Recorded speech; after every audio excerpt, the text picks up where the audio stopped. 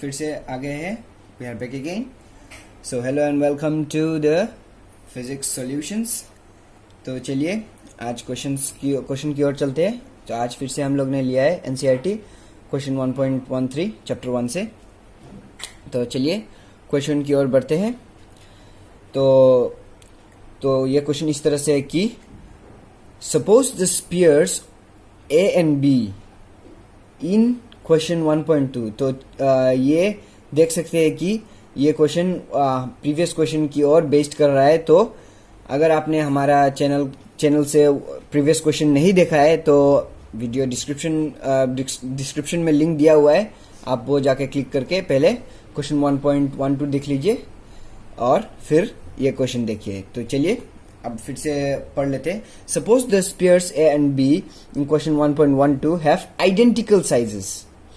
A third sphere of the same but uncharged is brought in contact with the first, then brought in contact with the second, and finally removed from them. What is the new force of repulsion between A and B?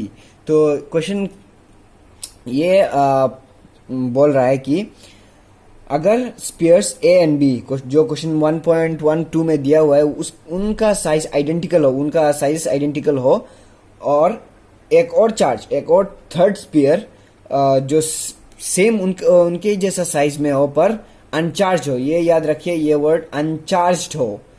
वो मतलब contact first A के spheres में spear ए के contact में लाया जाए और फिर स्पीयर निकाल के स्पीयर बी के कांटेक्ट में लाया जाए और फिर निकाल दिया जाए। Finally remove from them.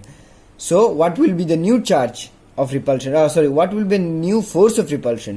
यहाँ पे न्यू फोर्स पूछा गया है of repulsion between A and B। तो चलिए सॉल्यूशन की ओर बढ़ते हैं। सॉल्यूशन तो कंडीशन देख लेते हैं 1.12 में।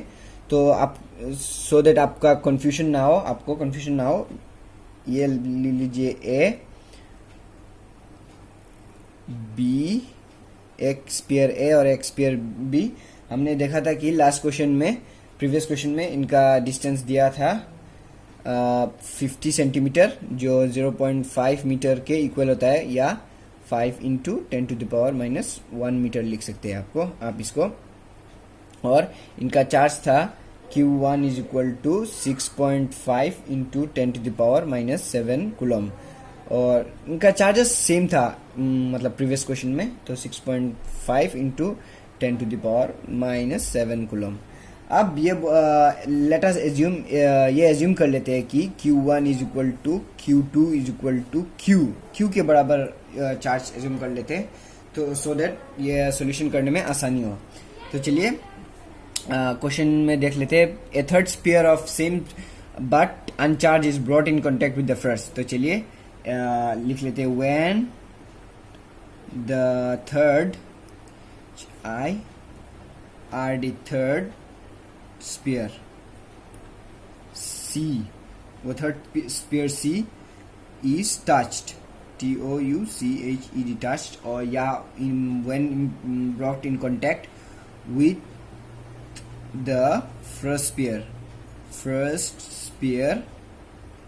sphere A and removed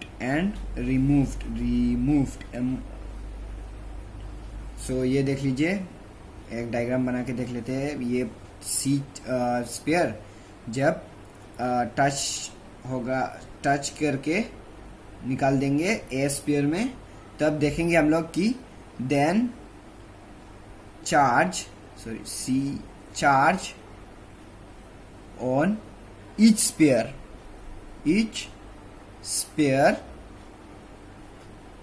A and C is equal to Q plus 0/2 which is equal to Q/2। जब हम कोई भी सिमिलर एंड आइडेंटिकल चार्ज को मतलब कांटेक्ट में लाते हैं, तब उनका चार्ज इक्वली डिस्ट्रीब्यूट हो जाता है।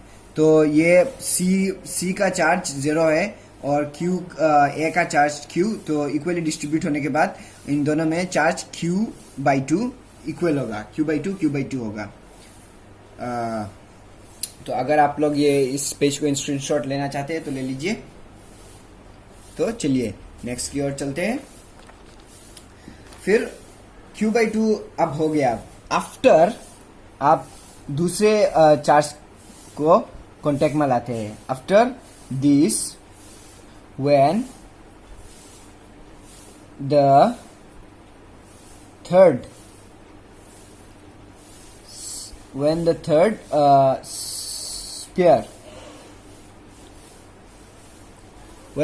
sphere C is touched with second sphere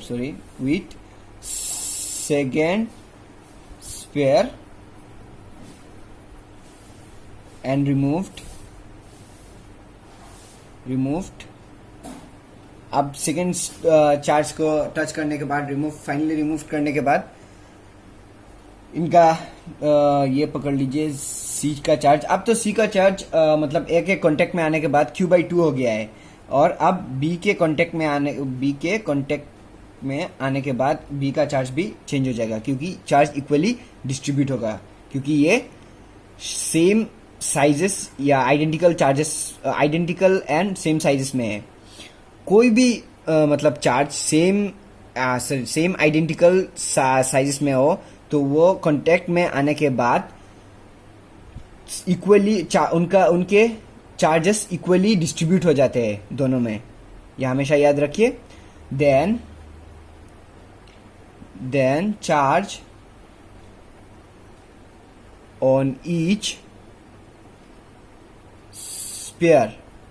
sphere pronunciation problem है, B and C is equal to Q B का चार्ज प्लस Q/2 जो C का चार्ज है आफ्टर कॉन्टेक्ट विथ ए, इनको इक्वली डिवाइड कर लेंगे। सो आपका आंसर कुछ इस तरह से आएगा 3Q/4। अब बेटर अंडरस्टैंडिंग के लिए फिर से उस डायग्राम को ड्रॉ कर लेंगे। ए डिस्टेंस फिर बी, तो अब डिस्टेंस इक्वल टू हम लोग 0.5 मीटर ही लिख लेंगे यहाँ पे, और Q1 which is equal to Q/2 अभी हम लोग ने देखा है, तो हम लोग इसको Q1/2 लिख लेंगे, और Q2 जो थ्राइस Q/4 है इसको हम लोग थ्राइस Q/2 थ्राइस Q2/4 है लिख लेंगे। ये हम लोग ने इसलिए लिखा है कि Q हम लोग ने पहले एज्यूम किया था कि Q is equal to Q1 is equal to Q2 है, और इनका Q1 और Q2 का चार्ज था 6.5 इंटू 10⁻⁻7 कूलम। तो ये सॉल्यूशन करने के लिए यूज करेंगे हम लोग। तो इन प्रीवियस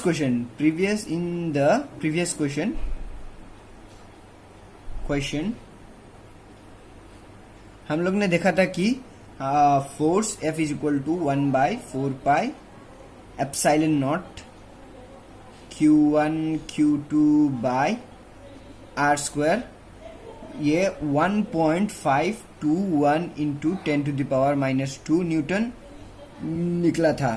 तो अगर आप लोग ने हमारा लास्ट वीडियो नहीं देखा है तो लिंक डिस्क्रिप्शन में क्लिक करके देख लीजिए।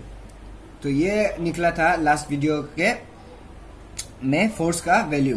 तो अब न्यू फोर्स ये हम लोग लेंगे, इसीलिए मैंने लिखा है, सॉल्यूशन में हेल्प करेगा हमारा।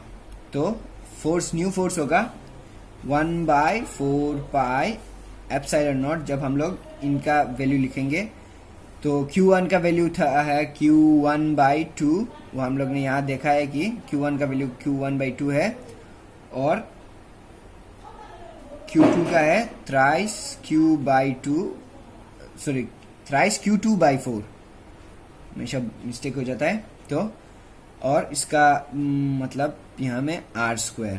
तो हम लोग कुछ इस तरह लिख लेंगे, सिर्फ इनको सिंप्लीफाई करेंगे। तो इनको सिंप्लीफाई करने के बाद थ्राइस अपॉन 8 निकलेगा, 3/8 निकलेगा, into 1/4 4 pi epsilon naught into Q1 Q2 by r square. अभी इसका वैल्यू यहाँ पे दिया हुआ है कि 1.521 इंटू 10⁻⁻² न्यूटन है, तो यहाँ पे उससे ही लिख लेंगे, सिंप्लीफिकेशन में आसानी होगी। आप फिर भी खुद ट्राई कर सकते हैं, करके देख लीजिए, सेम ही निकलेगा। तो इंटू 1.521 इंटू 10⁻⁻², फ्रॉम 1 लिख लेंगे, फ्रॉम ब्रैकेट में फ्रॉम 1। एग्जामिनर्स मतलब समझ जाए कि ये यहाँ से लिया हुआ है, इसीलिए विच इज इक्वल टू, अब अगर आप लोग सिंप्लीफाई करेंगे कि तो निकलेगा 5.703 इंटू 10⁻⁻³ न्यूटन, जो हमारा रिक्वायर्ड आंसर है। Thank you.